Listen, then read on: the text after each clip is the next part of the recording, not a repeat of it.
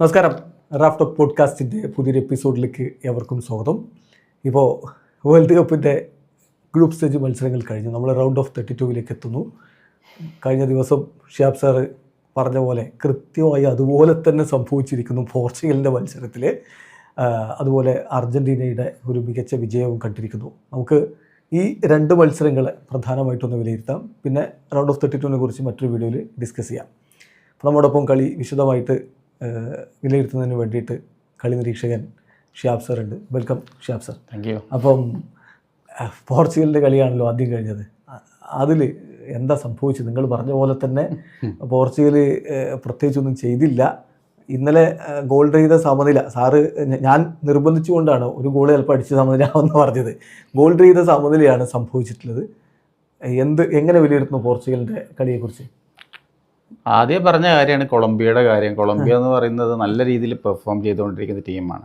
ഒരിക്കലും നമ്മൾ ഈ ടൂർണമെൻറ്റിലെ ഒരു ഡാർക്ക് ഹോഴ്സ് എന്ന് ശരിക്കും പറയാവുന്ന ഒരു ടീമാണ് ശരിക്കും കൊളംബിയ. അവിടെ ആദ്യത്തെ രണ്ട് പെർഫോമൻസ് അത് വളരെ വ്യക്തമാണ്. പിന്നെ പോർച്ചുഗലിലേക്ക് വരികയാണെന്നുണ്ടെങ്കിൽ സത്യം പറഞ്ഞാൽ രക്ഷപ്പെട്ടു എന്നാണ് ഒറ്റ വാക്കിൽ നമുക്ക് പറയാൻ പറ്റുക. അതാണ് കാരണം ഡീഗോ കോസ്റ്റാറിന് ഗോൾ കീപ്പർ ഉണ്ടായിരുന്നെങ്കിൽ 6 സേവുകൾ ഗോളെന്ന് ഉറച്ചിട്ടുള്ള സേവുകളാണ്. പിന്നെ എന്താ പറയുക, പോർച്ചുഗലിനെ സംബന്ധിച്ചിടത്തോളം മിഡ്ഫീൽഡ് എവിടെയായിരുന്നു ഇന്നലെ? എന്താണ് മിഡ്ഫീൽഡ് എന്ന സംഭവം ഉണ്ടാ? നമ്മൾ അറ്റാക്കിംഗ് ലൈനിനെ ശരിക്കും ഇപ്പോൾ ബ്രൂണോ ഫെർണാണ്ടസ് മാഞ്ചസ്റ്റർ യുണൈറ്റഡിൽ ചെയ്തുകൊണ്ടിരിക്കുന്ന മാന്ത്രികത എവിടെയാണ്? വിറ്റീഞ്ഞ PSG ചെയ്തുകൊണ്ടിരിക്കുന്നത്. അപ്പോൾ ഇങ്ങനെയുള്ള ഓരോ താരങ്ങൾ, ഇപ്പോൾ ഒരുപാട് താരങ്ങൾ നമ്മൾ ഒരു ടൈമിൽ 2000-കളിൽ നമ്മളെ ഫ്ലോറന്റീനോ പെരസ് റയൽ മാഡ്രിഡിൽ കൊണ്ടുവന്നിരുന്ന സംഭവം, ഗാലക്സിക്കോ, ഒരുപാട് സൂപ്പർ സ്റ്റാറുകളെ ഒരു ടീമിൽ അണിനിരത്തിയിട്ട് പക്ഷെ അത് വേണ്ടത്ര സക്സസ് ആയില്ല.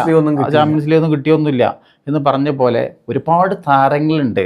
സ്ക്വാഡ് ഡെപ്ത് നോക്കി കഴിഞ്ഞിട്ടുണ്ടെന്നുണ്ടെങ്കിൽ നമ്മൾ ടൂർണമെൻറ്റ് ഒരു പ്രീ ഹൈപ്പ് അത്രമാത്രം കിട്ടിയിട്ടുള്ള ഒരു ടീമാണ് പോർച്ചുഗൽ എന്ന് പറയുന്നത്. വേറെ പെർഫോമൻസ് വെച്ചിട്ടൊന്നുമല്ല. UEFA നേഷൻ ഒക്കെ നേടിയിട്ടുണ്ട്, പക്ഷെ എന്നാലും യൂറോ കപ്പിലൊന്നും ചെയ്തിട്ടില്ല. എന്നിട്ടും അത്രമാത്രം ഹൈപ്പ് കിട്ടിയെങ്കിൽ ആ സ്ക്വാഡ് ഡെപ്തിന്റെ പേരിൽ നമ്മൾ തന്നെ പറഞ്ഞിട്ടുണ്ട് പോർച്ചുഗൽ എന്ന് പറയുന്നത് ചിലപ്പോൾ ഒരു പക്ഷേ ബ്രസീലിനേക്കാളൊക്കെ സാധ്യത കൽപ്പിക്കപ്പെട്ടിരുന്ന ടീം എന്നുള്ള രീതിയിലാണ്. പക്ഷേ വളരെ ഡിസപ്പോയിൻറ്റിംഗ് ആയിട്ടുള്ള പെർഫോമൻസ് ആയിരുന്നു ഇന്നുണ്ടായിരുന്നു എന്നുള്ളതാണ്. പ്രത്യേകിച്ച് അവരുടെ മധ്യനിരയുന്ന പ്രത്യേകിച്ച് ഒരു ക്രിയേറ്റിവിറ്റി വന്നില്ല. അതുകൊണ്ട് ക്രിസ്ത്യാനോ ചിത്രത്തിൽ ഉണ്ടായിരുന്നില്ല. ക്രിസ്ത്യാനോക്ക് ബോൾ എത്തുന്നുണ്ടായിരുന്നില്ല. അദ്ദേഹത്തിന് പ്രത്യേകിച്ച് ഒന്നും ചെയ്യണ്ട. ക്രിസ്ത്യാനുമായി ബന്ധപ്പെട്ട് ഓർമ്മയിൽ തെളിയുന്ന 2-3 രംഗങ്ങളാണ് ഉള്ളത്. ഒന്ന് അവർ ഫ്രീ ഒക്കെ എടുത്ത സമയം നേരെ ഡയറക്റ്റ് ആയിട്ട് പിന്നെ ഒന്ന് ഒരു ഹാഫ് ചാൻസ് ഒരു ഹെഡർ പോലെ ചാടി എന്ന് കണ്ടു. പിന്നെ ഒന്ന് പുറത്തേക്കൊരു ചാൻസ്, അത് ഓഫ് സൈഡ് ആയിരുന്നു, പക്ഷെ ഓഫ് സൈഡ് ആയി വിളിച്ചു, പക്ഷെ എന്നാലും അത് പുറത്തേക്ക്. പിന്നെ നമ്മൾ ക്രിസ്ത്യാനോ കാണുന്നതൊക്കെ ബോക്സിൽ ഇരുന്നിട്ട് ഞാൻ ഇവിടെ ഉണ്ട് എന്ന് മറ്റുള്ള കളിക്കാരോട് ആംഗ്യത്തിലൂടെ കാണിക്കുന്നതാണ്, ബോൾ കൊടുക്കാൻ വേണ്ടിയിട്ട്.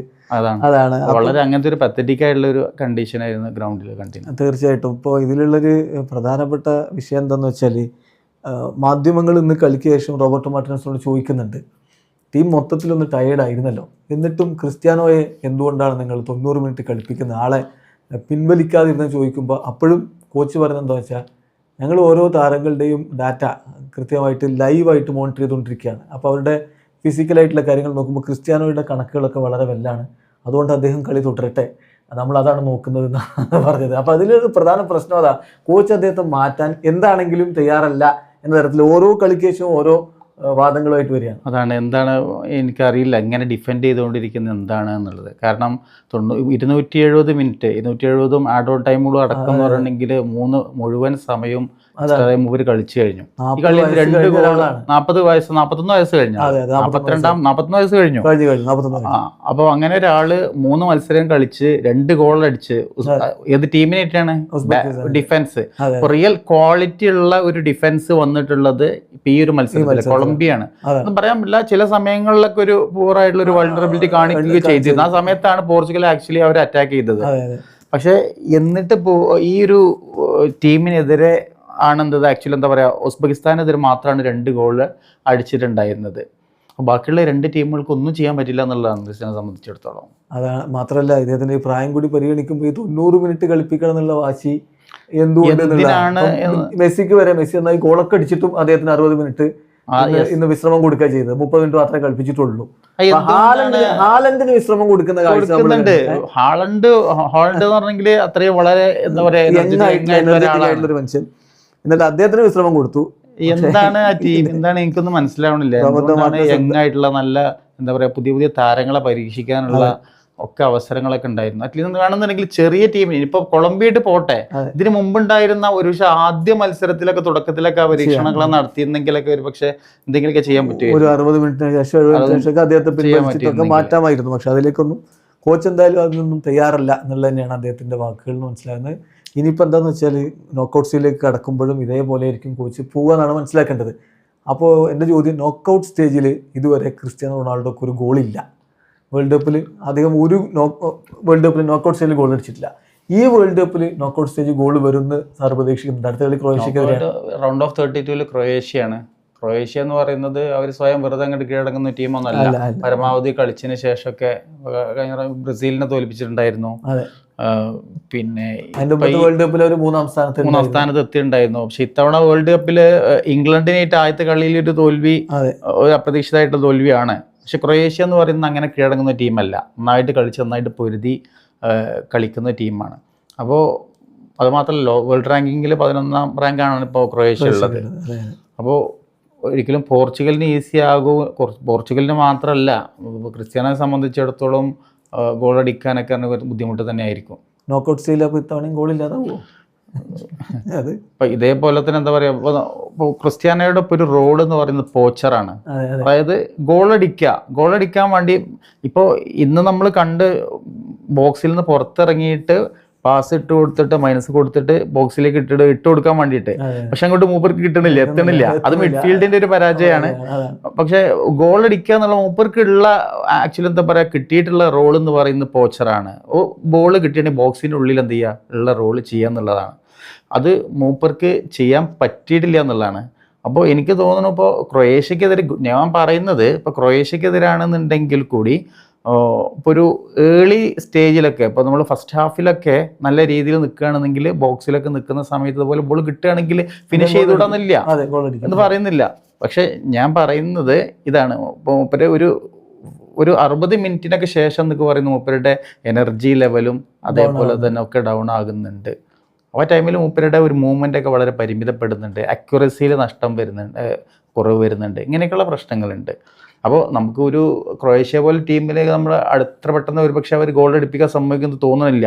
നോക്കൗട്ടിൽ ഗോൾ വരുമോ എന്നുള്ള കാര്യം സംശയമാണ്, ഉറപ്പിച്ച് പറയാൻ പറ്റില്ല എന്നാണ്. അപ്പം നോക്കൗട്ടിൽ ഇപ്പോൾ ക്രൊയേഷ്യ മറികടന്നെന്ന് വെച്ചാൽ ക്വാർട്ടർ ഫൈനലിൽ അവരെ ഒരുപക്ഷെ സ്പെയിനായിരിക്കും നേരിടാൻ പോകുന്നത്. സെമി ഫൈനലിൽ ബെൽജിയം വരാം, അല്ലെങ്കിൽ USA വരാം. USA ഇപ്പം നല്ല ടീം. സെമി ഫൈനലിൽ റൗണ്ട് ഓഫ് 16 ഒന്നുകൂടി പറയാം, എന്തോ ഒരു കൺഫ്യൂഷൻ വന്നിട്ട് ഞാൻ ഒന്നുകൂടി പറഞ്ഞുതരാം. അതായത് റൗണ്ട് ഓഫ് 16 ക്രൊയേഷ്യയാണ്, 32 ക്രൊയേഷ്യയാണ്. അത് കഴിഞ്ഞ് റൗണ്ട് ഓഫ് 16 വരുമ്പോൾ സ്പെയിനാണ്. ക്വാർട്ടർ ഫൈനലിലാണ് ബെൽജിയം ഓർ USA എന്ന് വരുന്നത്. സെമി ഫൈനലിൽ ഫ്രാൻസ് ആവാം. ഇതൊക്കെ അവർക്ക് മുന്നോട്ട് വന്നാലാണ് ഉണ്ടാവുക. ഫൈനലിലാണ് ഒരു അർജന്റീന പോർച്ചുഗൽ മത്സരമോ പോർച്ചുഗൽ ബ്രസീൽ മത്സരമോ ഒക്കെ ഉള്ള സാധ്യത ഉള്ളത്. പോർച്ചുഗൽ ഈ ഗ്രൂപ്പിൽ സെക്കൻഡ് വന്നതോടുകൂടി ഓപ്പോസിറ്റിലേക്ക് മാറിയതാണ്. അപ്പോൾ ഇത് അത്ര എളുപ്പമല്ല. ക്രൊയേഷ്യ, സ്പെയിന്, ബെൽജിയം, ഫ്രാൻസ് ഇവരൊക്കെ മറികടന്ന് പോർച്ചുഗൽ കപ്പെടുത്താൽ അത് മഹാസംഭവം തന്നെയാണ്. അങ്ങനെ ഒരു പ്രതീക്ഷ ഇപ്പോൾ ഉണ്ടോ? പ്രതീക്ഷയ്ക്ക് വകയുണ്ടോ? ഇപ്പോൾ ഞാനൊക്കെ പറഞ്ഞു, നമ്മളിപ്പോൾ ടീമുകളെ കുറിച്ച് വിലയിരുത്തിയ സമയത്തൊക്കെ പോർച്ചുഗലിന് വലിയ സാധ്യതകൾ നമ്മൾ കൊടുത്തിട്ടുണ്ട്. സ്ക്വാഡ് ഡെപ്തിനെ മാത്രം അടിസ്ഥാനത്തിൽ നമ്മൾ പറഞ്ഞിട്ടുണ്ടായിരുന്നത്. പക്ഷെ പെർഫോമൻസ് വൈസ് നമ്മളിപ്പോൾ നോക്കുമ്പോൾ ഇപ്പോൾ കൊളംബിയ ശരിക്കും ഡിസേർവ് ചെയ്ത അത്രമാത്രം നല്ല 26 ഷോട്ടുകളാണ്. അത് കൊളംബിയയുടെ ഒരു പക്ഷേ ഒരു ഇൻകപ്പബിലിറ്റി നമുക്ക് പറയാം കേട്ടോ. ഗോൾ അവിടെ ഉണ്ടോ, മറന്നുപോയോ, അവിടെ പോസ്റ്റ് മറന്നുപോയോ എന്നുള്ള രീതിയിലാണ് ആക്ച്വലി അവർ കളിച്ചിട്ടുണ്ടായിരുന്നത്. അപ്പോൾ അത് ഫിനിഷറുടെ ഒരു പ്രശ്നം അവിടെ ഉണ്ടായിരുന്നു, ഒരു മുന്നിലുണ്ടായിരുന്നു. പിന്നെ പോർച്ചുഗലിനെ സംബന്ധിച്ച് പറയുകയാണെന്നുണ്ടെങ്കിൽ വലിയൊരു ചാലഞ്ചാണ് മുന്നിൽ നിൽക്കുന്നത്. ഇപ്പോൾ ക്രൊയേഷ്യ എന്ന് പറയുന്ന കടമ്പ ആദ്യം കടക്കണം. ഇപ്പോൾ ഒരു യൂറോപ്യൻ ടീമാണ്, നല്ല രീതിയിൽ വേൾഡ് കപ്പിലെ നോക്കൗട്ട് സ്റ്റേജുകളിലൊക്കെ ഒരു പക്ഷെ റീസെൻ്റ്ലി പോർച്ചുഗലിനേക്കാൾ ഒന്നുകൂടി കൂടുതൽ കളിച്ച് ഉള്ളത് ക്രൊയേഷ്യക്കാണ്. അപ്പോൾ ഒരു പക്ഷെ അത് എങ്ങനെ ചെയ്യാൻ പറ്റും എന്നുള്ള അവർക്ക് ഹാൻഡിൽ ചെയ്യാൻ പറ്റുമെന്ന് അവർക്ക് നല്ലോണം അറിയുന്നുണ്ടാവും. വെറ്ററൻസ് താരങ്ങളാണ് കുറേയൊക്കെ ഉള്ളത്. ഇപ്പോൾ മോഡ്രിച്ച് പോലുള്ള താരങ്ങൾ എന്നുള്ള രീതിയിലൊക്കെ. പക്ഷെ അതിപ്പുറത്തുണ്ട് നമ്മളിത് പറഞ്ഞ ക്രിസ്ത്യാനോ ഉണ്ട്. ഓക്കെ, കാരണം ഇപ്പോഴും ക്രിസ്ത്യാനോ എന്നുള്ള എന്താ പറയുക, അവരുടെ ഏറ്റവും മികച്ച ഒരു സ്ട്രൈക്കർ എന്നുള്ള രീതിയിൽ കാണുന്നത് അവർ 41-42 വയസ്സിലുള്ള ക്രിസ്ത്യാനോയാണ്. അപ്പോൾ അതാണ്, അപ്പോൾ എന്താ പറയുക, വലിയൊരു കടമ്പയാണ് സംബന്ധിച്ചോളം. അതിപ്പോൾ അങ്ങനെ കടന്നെത്തുക എന്ന് പറഞ്ഞാൽ ആദ്യം ക്രൊയേഷ്യ കടമ്പ കടക്കട്ടെ എന്നുള്ളതാണ്. ഗെയിം ബൈ ഗെയിം ആയിട്ട് എടുക്കാം. റോബർട്ടോ മാർട്ടിനസും അങ്ങനെ തന്നെയാണ് പറയുന്നത്, ഗെയിം ബൈ ഗെയിം ആയിട്ട്. പിന്നെ സാറ് പറഞ്ഞ 26 ഷോട്ടിൻ്റെ കാര്യത്തിൽ റോബർട്ടോ മാർട്ടിനസിന് മറുപടി ഉണ്ട്. അത് കുറേയൊക്കെ ലോങ് റേഞ്ച് ഷോട്ടായിരുന്നു എന്നാണ് അദ്ദേഹം പറയുന്നത്. എല്ലാറ്റിനും അദ്ദേഹം ഡിഫെൻഡ് ചെയ്യാണ്. പിന്നെ അദ്ദേഹം പറയുന്ന ഒരു കാര്യം, ഇങ്ങനെ ഒരു ടെസ്റ്റ് ആവശ്യമായിരുന്നു, ഞങ്ങൾക്കിത് പോസിറ്റീവാണ്. കാരണം ഇങ്ങനെ ഒരു ടീമിനെതിരെ ഇങ്ങനെ കളിക്കുമ്പോൾ, അതും ഇവിടുത്തെ വെതർ വലിയ പ്രശ്നമായിരുന്നു, നല്ല ചൂടുണ്ടായിരുന്നു അദ്ദേഹം പറയുന്നത്. വെതർ നല്ല ചൂടുണ്ടായിരുന്നു. പിന്നെ ഒരു ലാറ്റിൻ അമേരിക്കൻ ടീം, വ്യത്യസ്തമായ ശൈലി കളിക്കുന്ന ടീമാണ്. അപ്പോൾ അവരോടൊക്കെ കളിച്ച് ഇതൊരു ടെസ്റ്റായിട്ടേ കാണുന്നുള്ളൂ. ഗ്രൂപ്പ് സ്റ്റേജിൽ ഒന്നാമതെത്തിയാലും രണ്ടാമതെത്തിയാലും പ്രശ്നമൊന്നുമില്ല, ക്വാളിഫിക്കേഷൻ മാത്രമാണ് ആവശ്യം. കാരണം ഒന്നാമതെത്തി എന്ന് വിചാരിച്ച് പ്രത്യേകിച്ച് അഡ്വാൻറ്റേജ് ഒന്നുമില്ല. ഞാനിപ്പോൾ ആദ്യമായിട്ടാണ് വേൾഡ് കപ്പിന് ടീമിനെ കൊണ്ടുവരുന്നെങ്കിൽ ഞാൻ പറയും ഒന്നാമതെത്താണ്. പക്ഷേ ഇപ്പോൾ എനിക്ക് കുറേ എക്സ്പീരിയൻസ് ഒക്കെ ഉണ്ട്. അപ്പോൾ അതുകൊണ്ട് രണ്ടാമതായാലും പ്രശ്നമൊന്നുമില്ല, കളി ജയിച്ച് മുന്നോട്ട് പോയാൽ മതി എന്ന് പറഞ്ഞത്. എങ്ങനെ വിലയിരുന്നു കോച്ചിൻ്റെ ഈ ഒരു ആത്മവിശ്വാസത്തെ? ആത്മവിശ്വാസം എന്നതിലുപരി അതോ ഡിഫൻസ് എന്നാണോ? ഡിഫൻസീവ് മെക്കാനിസം ആണ്, എങ്ങനെ ന്യായീകരിക്കണം എന്നുള്ളതാണ് പ്ലേയേഴ്സിനെ. എന്തുകൊണ്ടും ഓരോ പുതിയ പുതിയ ആശയങ്ങളെ കുറിച്ചൊന്നും പറയുന്നില്ല പ്ലേയേഴ്സിന്. അതേപോലെ തന്നെ ക്രിസ്ത്യാനോയെ റീപ്ലേസ് ചെയ്യുമായി ബന്ധപ്പെട്ട അല്ലെങ്കിൽ സബ്സ്റ്റിറ്റ്യൂട്ട് ചെയ്യുന്നതുമായി ബന്ധപ്പെട്ട കാര്യങ്ങളിലൊക്കെ മുമ്പ് പറയുന്നത് എന്താണ്, അപ്പോൾ പുതിയ പുതിയ താരങ്ങളിലും ഉപരി കാര്യങ്ങളിൽ ഇങ്ങനെയുള്ള പ്രതീക്ഷകളൊന്നും വെച്ച് പുലർത്താന്നതാണ് ഞാൻ ആലോചിക്കുന്നത്. പുതിയ സ്ട്രൈക്കേഴ്സിനെ, അതേപോലെ തന്നെ പുതിയ കളിക്കാരുണ്ടല്ലോ, അവർ നിരയിൽ പുതിയ പുതിയ നല്ല നല്ല താരങ്ങളുണ്ട്. ഇപ്പോൾ മധ്യനിരയിൽ മാത്രമല്ല, അപ്പോൾ അവരിപ്പോൾ ഗോളടിക്കുക എന്നുള്ള രീതിയിൽ അവരാരെയാണ് ഇപ്പോൾ ഗോളടിക്കുക എന്നുള്ള രീതിയിൽ കണ്ടിട്ടുള്ളത് എന്നുള്ളതാണ്. ക്രിസ്ത്യാനോ മാത്രമേ ഉള്ളൂ എന്നുള്ളതാണ് അവിടെ ഉയരുന്നൊരു ക്വസ്റ്റ്യൻ എന്ന് പറയുന്നത്. അങ്ങനെ ഉപയോഗിക്കാൻ പോലും ആൾ തയ്യാറാവുന്നില്ല എന്നുള്ളതാണ്. ബാക്കിയുള്ളവരൊക്കെ പിന്നെ എന്താ പറയുക, ഇങ്ങനെ രീതിയിൽ ഇപ്പോൾ ഫെലിക്സ് എന്ന് പറയുന്നതൊക്കെ കൂടുതലും നമ്മൾ ബോക്സിൽ നിന്നും കളിക്കുന്ന ആളല്ല, ഷോട്ട് അങ്ങനെ കളിക്കുന്ന ആളാണ്. അപ്പോൾ പ്രശ്നങ്ങൾ ഈ ഒരു ഗോൾ വരിക എന്നുള്ളതിന് ഇപ്പോഴും പ്രശ്നങ്ങൾ ഉണ്ടാവും. ഉസ്ബെക്കിസ്ഥാനായിട്ടുള്ള ഒരു ഗോള് മാത്രമാണ് വന്നിട്ടുള്ളത്. ബാക്കിയുള്ളത് നമ്മൾ ഒന്ന് കെപ്പവെർദെ, പിന്നെ ഇവിടെ ഗോൾ ചെയ്ത സമനിലയാണ്. 13 ഷോട്ടാണ് അടിയാർ കോങ്കോ. അപ്പം ഏതായാലും അവരെ സംബന്ധിച്ചിടത്തോളം പ്രശ്നങ്ങൾ, കടമ്പകൾ ഒരുപാടുണ്ട്. അതെങ്ങനെ മുന്നോട്ട് പോകുന്നുള്ളതാണ്. ഏതായാലും കൊളംബിയയുടെ ഒരു കളി കൂടി നമ്മൾ നോക്കേണ്ടതുണ്ട്. ഹാമസ് റോഡ്രിഗസ് ഒരു 12 കൊല്ലം മുമ്പ് 2014 വേൾഡ് കപ്പിൽ നമ്മളെ വിസ്മയിപ്പിച്ചതാണ്. 12 കൊല്ലം കഴിഞ്ഞിട്ടും ആ മനുഷ്യൻ ഏതാണ്ട് അതേപോലെ തന്നെ കളിക്കുന്നു. എങ്ങനെ പറയുന്നു അദ്ദേഹത്തിൻ്റെ ഒരു പ്രകടനത്തെ? നല്ല കഴിഞ്ഞ മുമ്പത്തെ ആദ്യത്തെ 1-2 കളിയിലൊന്നും അത്ര പെർഫോമൻസ് തോന്നിയില്ല. 34 വയസ്സാണ്. പക്ഷേ പ്രധാന ക്ലബ്ബുകളിൽ നിന്നൊക്കെ പോയി കളിച്ചിട്ടുണ്ട്. പക്ഷേ ഇന്ന് ശരിക്കും സത്യം പറഞ്ഞിട്ടുണ്ടെങ്കിൽ നല്ലൊരു പെർഫോമൻസ് ആണ് ഹാമിസ് റോഡ്രിഗസ് കളിച്ചിട്ടുള്ളത്. നല്ല രീതിയിൽ നല്ല പെർഫോമൻസ് ആയിരുന്നു. സബ്സ്റ്റിറ്റ്യൂട്ട് ചെയ്യപ്പെട്ടിട്ടായിരുന്നു കഴിഞ്ഞ 75 മിനിറ്റ് സബ്സ്റ്റിറ്റ്യൂട്ട് ചെയ്യപ്പെടുന്നുണ്ട്. മൊത്തത്തില് കൊളംബിയ ടീം തന്നെ കുറെ നന്നായിട്ട് കളിച്ചു, നല്ല കളിച്ചിട്ടുണ്ട്. ആദ്യം ഇറക്കിയ സ്ട്രൈക്കർ കൊർഡോബ ഒരു 15 മിനിറ്റ് ആകുമ്പോൾ ആളുടെ ഒരു ഷോട്ട് ഉണ്ടായിരുന്നു, അത് ഗോൾ കീപ്പർ. അവരുടെ പ്രശ്നം ഇതാണ്, ഈ പറഞ്ഞ പോലെ ഫിനിഷ് ചെയ്യാനുള്ള ആളുകൾ ഒരുപാട് എന്താ പറയുക പ്ലേയേഴ്സ്. നമുക്ക് എടുത്ത് പറയാനൊരു സ്ട്രൈക്കർ എന്നുള്ള രീതിയിൽ ആരാണ് ഗോൾ അടിക്കുക? എനിക്ക് തോന്നുന്നു അവർ ഈ ഒരു വേൾഡ് കപ്പിലേക്കൊരു യൂണിറ്റ് ആയിട്ട് വന്നിട്ടുള്ള, ഇപ്പോൾ റീസെൻ്റിലൊക്കെ പല ക്ലബ്ബുകളിൽ കളിച്ച് വന്നിട്ടുള്ള പ്ലേയേഴ്സാണ്. അപ്പോൾ ഒരു പക്ഷേ അങ്ങനെ പ്രൊളിഫിക്കായിട്ട് സ്കോർ ചെയ്യുന്ന സ്ട്രൈക്കേഴ്സ് ചിലപ്പോൾ അധികം ഉണ്ടാവണമെന്നില്ല. തീർച്ചയായിട്ടും ലൂയിസ് സുവാരസ് ആണ് അവരുടെ പ്രധാന സ്ട്രൈക്കർ. അദ്ദേഹത്തെ ഇന്ന് സബ്സ്റ്റിറ്റ്യൂട്ട് റോളിലാണ് ഇറക്കിയത്. അത് പോർച്ചുഗലിനെതിരെ അങ്ങനെ ഒരു അപ്രോച്ചിലേക്ക് പോയതാണ്. കൊർഡോബ ഇറക്കി, അദ്ദേഹത്തിന് ഒരു അവസരം കിട്ടിയെന്ന്, പക്ഷേ ഗോൾ കീപ്പർ തടഞ്ഞിട്ടു. പിന്നെ ലൂയിസ് ഡയസ് ഉണ്ട്. അവസരങ്ങൾ ഉണ്ടായിരുന്നു, പക്ഷേ അതും അദ്ദേഹത്തിനും ഗോള് എത്തിക്കാൻ പറ്റിയില്ല. അതുപോലെ തന്നെ പിന്നെ ജോൺ എരിയാസ് നന്നായിട്ട് കളിച്ചിട്ടുണ്ട്. അതുപോലെ ലെഡറും അദ്ദേഹത്തിൻ്റെ റോള് വളരെ ഭംഗിയായിട്ട് ചെയ്തിട്ടുണ്ടായിരുന്നു. ചുരുക്കി പറഞ്ഞാൽ അവരുടെ ടീമിൽ ഓൾമോസ്റ്റ് എല്ലാവരും കാര്യങ്ങൾ ചെയ്തിട്ടുണ്ട്. ഇപ്പോൾ ഡിഫൻസിൽ അദ്ദേഹത്തിൻ്റെ പേരെന്താണ്, ഡേവിഡ്സൺ സാഞ്ചസ് അവസാനം ഗോൾ അടിച്ചാണ്. അത് ഓഫ്സൈഡ് പോയി.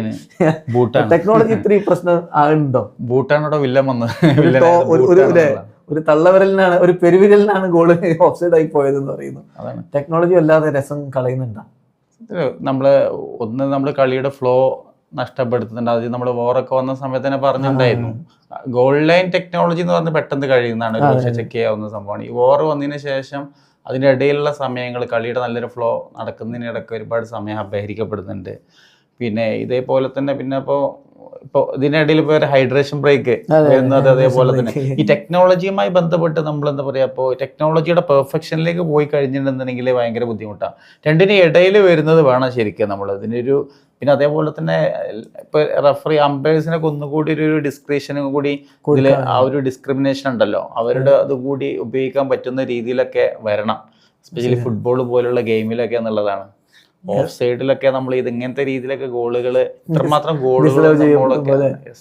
തീർച്ചയായിട്ടും. അപ്പോൾ എന്തായാലും പോർച്ചുഗലിന്റെ മുന്നോട്ടുള്ള പോക്ക് അത്ര എളുപ്പമല്ല എന്നുള്ളത് വ്യക്തമാണ്. ഇപ്പോൾ കോച്ച് റോബർട്ടോ മാർട്ടിനസ് പറയുന്നത് ഇനിയും പ്രതീക്ഷകളുണ്ട്, അടുത്ത കളിയാകുമ്പോൾ ഇനിയും 3-4 ദിവസത്തെ ബ്രേക്കിന് ശേഷമാണ് വരുന്നത്, കൂടുതൽ മികച്ച രൂപത്തിൽ ടീം വരും എന്ന് അദ്ദേഹം പറയുന്നുണ്ട്. അപ്പോൾ ഇനി നമ്മൾ അർജൻറ്റീനയുടെ കാര്യത്തിലേക്കൊന്ന് പോവുകയാണ്.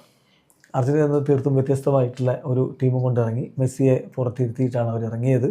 പലാസിയോസിനെ റൈറ്റ് ബാക്ക് ആയിട്ട് കളിപ്പിച്ചു. മധ്യനിരയിലൊക്കെ ഒരുപാട് മാറ്റങ്ങൾ. ലോച്ചെൽസോ ഗോളടിച്ചു. കഴിഞ്ഞ വേൾഡ് കപ്പിൽ സ്ക്വാഡിൽ ഉണ്ടാവും എന്ന് പ്രതീക്ഷിച്ചാണ്, അവസാനം പരിക്ക് പറ്റിയിട്ട് ഒഴിവായി പോയതാണ്. ലൗട്രോ കഴിഞ്ഞ വേൾഡ് കപ്പിൽ കളിച്ചിട്ട് ഗോൾ അടിക്കാൻ പറ്റിയില്ല. അദ്ദേഹത്തിൻ്റെ ആദ്യ ഗോളാണ് ആ പെനാൽറ്റി ഗോൾ. അത് കഴിഞ്ഞിട്ട് ഇങ്ങനെ എല്ലാ പ്രശ്നങ്ങളും മാറട്ടെ എന്നുള്ള രൂപത്തിൽ ഒരു ജസ്റ്റർ കാണിക്കുന്നതും കണ്ടു. അർജന്റീനയുടെ ഇന്നത്തെ കളിയെക്കുറിച്ച് എന്ത് പറയുന്നു? അർജന്റീനയുടെ മെസ്സി ഇറങ്ങുന്നതിന് മുമ്പുള്ള 2 ഗോളുകൾ, അർജന്റീന 3 ഗോളുകൾ, 1 പെനാൽറ്റിയാണ്, 2 ഫ്രീ ഗോളുകളാണ്.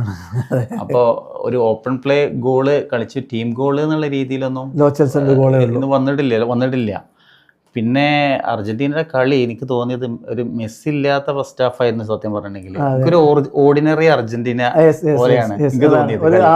വളരെ ആവറേജ് കളി എനിക്ക് തോന്നുന്നത്. പല പല വിരസമായിട്ടുള്ള രീതിയിലൊക്കെ ഗോളുകൾ കൂടുതൽ അവരെ ഹാഫ് തന്നെ തട്ടിക്കളിച്ചിട്ടൊക്കെ, അതായത് ഇപ്പൊ എതിർ ഹാഫിലേക്ക് കൊണ്ടുപോയിട്ട് പെനട്രേറ്റ് ചെയ്യാൻ കൂടുതലായിട്ടുള്ള സംഭവങ്ങളൊന്നും നടന്നിട്ടുണ്ടായിരുന്നില്ല.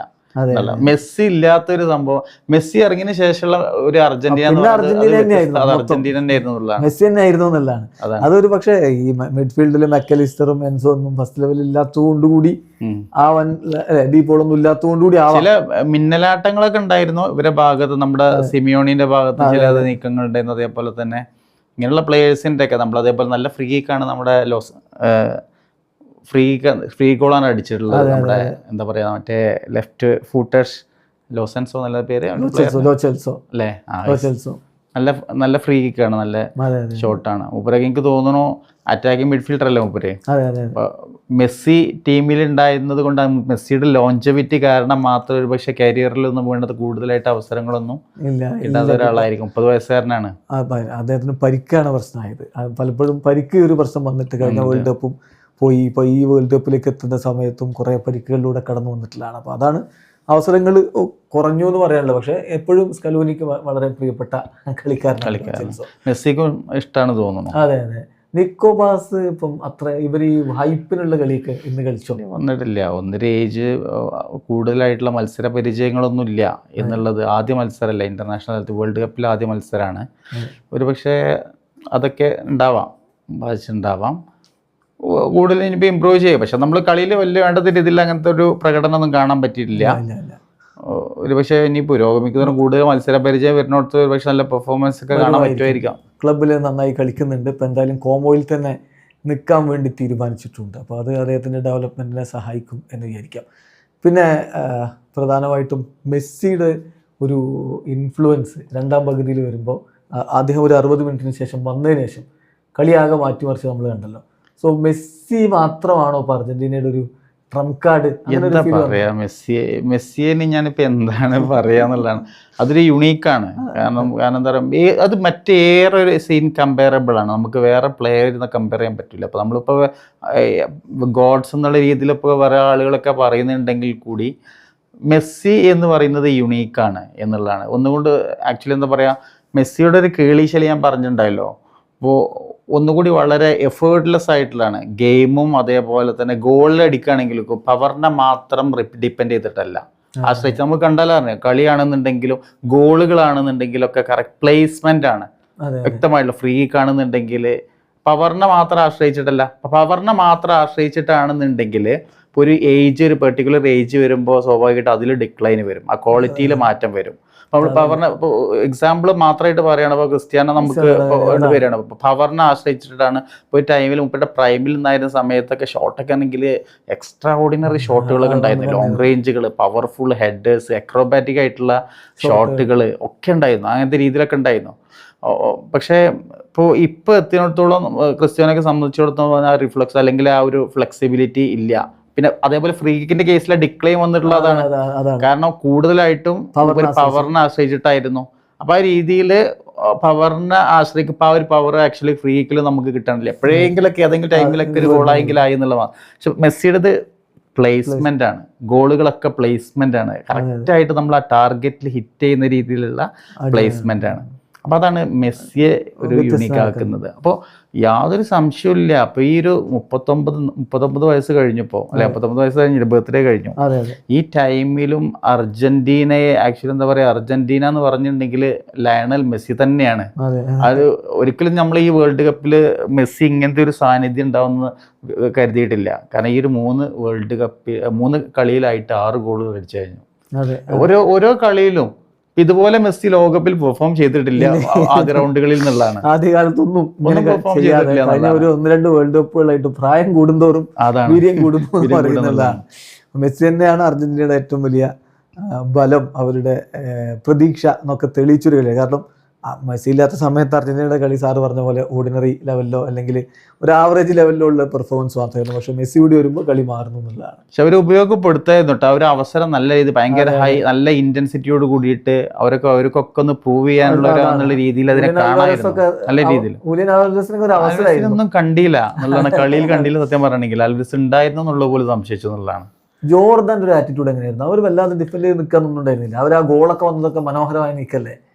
അതെ, ഗോൾ നീക്കങ്ങൾ ഉണ്ടായിരുന്നു. പിന്നെ അവര് ഒരുപാട് ഡിഫൻസ് ഒരുപാട് നമ്മൾ ടാക്ലിങ് ചെയ്യുമ്പോൾ അർജന്റീനൻ ടീമിനൊക്കെ നല്ല രീതിയിൽ കൂടുതൽ അവസരങ്ങൾ ഒഴിവാക്കാൻ ശ്രമിച്ചിട്ടുണ്ട്. നല്ല രീതിയിൽ ടാക്ലിംഗ് ഒക്കെ നടത്തിയിട്ടുണ്ട്. പക്ഷെ സ്റ്റിൽ എനിക്ക് തോന്നുന്നു ഫസ്റ്റ് ഹാഫില് ഒരു അർജന്റീന നല്ല രീതിയിൽ കളിച്ചിട്ടുണ്ടായിരുന്നെങ്കിൽ കൂടുതൽ ഗോളുകൾ നേടാൻ പറ്റുമായിരുന്നു എന്നുള്ളതാണ്. പക്ഷെ ഒരു ഗോൾ തിരിച്ചടിക്കാനൊക്കെ അപ്പൊ ഒരു അർജന്റീന ഒരു ഓർഡിനറി ലെവൽ ആയതുകൊണ്ടാണ് ആ രീതിയിലേക്ക് വന്നിട്ടുള്ളത്. രണ്ടാം പകുതിയിലാണ് ഒരു ഗോൾ തിരിച്ചടിച്ചത് 55 മിനിറ്റിലൊക്കെ. അതിനുശേഷമാണ് മെസ്സി വരുന്നതിന് മുമ്പ്. നമ്മളിപ്പോ പകുതി സത്യം പറഞ്ഞാൽ അതിൽ 45 മിനിറ്റ് അല്ല പകുതി, മെസ്സി വരുന്നതിന് മുമ്പ് ശേഷം എന്നുള്ളൊരു അവസ്ഥയിലാണ്. അങ്ങനെയാണ് അർജന്റീനയുടെ കളി പോയത് എന്നുള്ളതാണ് യാഥാർത്ഥ്യം. ഏതായാലും കേപ്പ് വെർദെ ആണെങ്കിൽ ഇപ്പോൾ അർജന്റീനക്ക് മുന്നോട്ട് പോകുമ്പോൾ ഉള്ള എതിരാളികൾ വലിയ പ്രശ്നമില്ലാതെ അർജന്റീന അവിടെ നിന്ന് കയറിപ്പോവും തന്നെ.